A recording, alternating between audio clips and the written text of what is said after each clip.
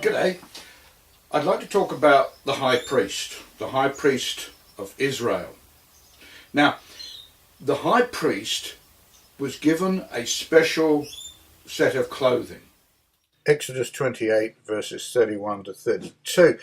And you shall make the robe of the ephod all of blue, and there shall be a hole in the top of it, in the midst thereof. It shall have a binding of woven work round about the whole of it, as it were the whole of a habergeon, that it be not rent. Now this is the robe of the ephod in blue that is ready for the high priest for the third temple. One of the key things to understand in Jewish thinking is that a high priest is only the high priest when he wears those clothes. And those clothes must be perfect. If they are not, then he's not the high priest. Same applies to the temple. If everything in the temple isn't in place and isn't correct, then it's not the temple, it's just a building waiting to be completed. So, for the high priest, they had this blue ephod, this robe, which had to have no, had to be made in one unit. It had no cuts, it had no sewn areas, it was one piece. And if it was torn, then it would no longer, that high priest would no longer be the high priest. Now, at the time of Jesus, they accused him of being the Messiah, of causing trouble and so on. They took him and they questioned him. And the high priest said, "Are you the Messiah?" Matthew 26 verses 64-65. Jesus replied, "You have said, nevertheless I say to you, hereafter you shall see the Son of Man sitting on the right hand of power and coming in the clouds of heaven." Then the high priest rent his clothes. The blue robe of the ephod had been torn. The high priest was no longer the high priest.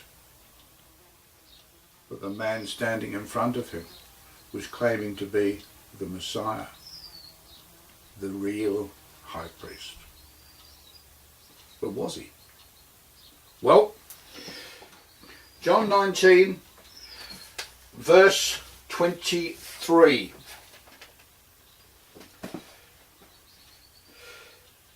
Then the soldiers, when they had crucified Jesus, took his garments and made 4 parts, to every soldier a part, and also his coat. Now the coat was without seam, woven from the top throughout. And they said therefore amongst themselves, "Let us not rend it or tear it, but cast lots for it." The robe of Jesus, the high priest, was not torn. The high priest had shifted from Judaism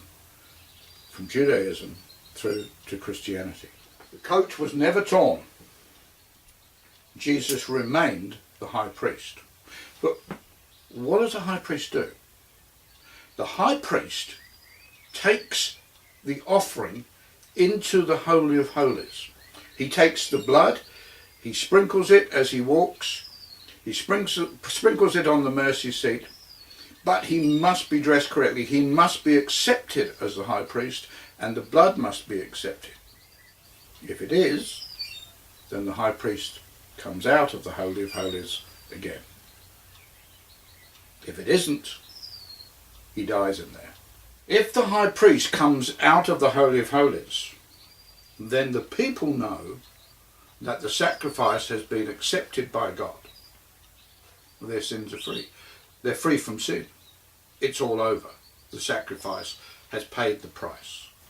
They are once again in a perfect relationship with God. What happened to Jesus? Well, on that Sunday morning he rose from the dead, and 2 women went to embalm what they thought would be the body, but of course found no body there. Then Mary, in John 20, visiting the tomb, finds who she believes is the gardener and turns to him. Jesus, of course, calls her Mary. She recognizes him. And then Jesus says to her, "Touch me not, for I am not yet ascended to my Father, but go to my brethren, and say to them, I ascend to my Father and your Father, and to my God and your God."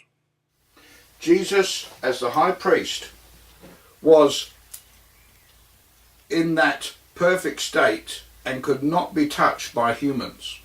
He had to go into the Holy of Holies, the real Holy of Holies in heaven, to present himself as the high priest and the offering of blood. If he returns again, then our sins are forgiven.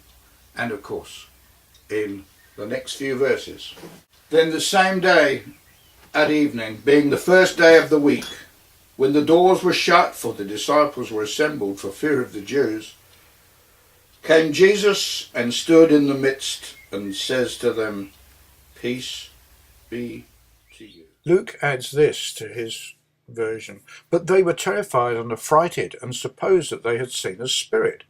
And he said unto them, Why are you troubled, and why do your thoughts arise in your hearts?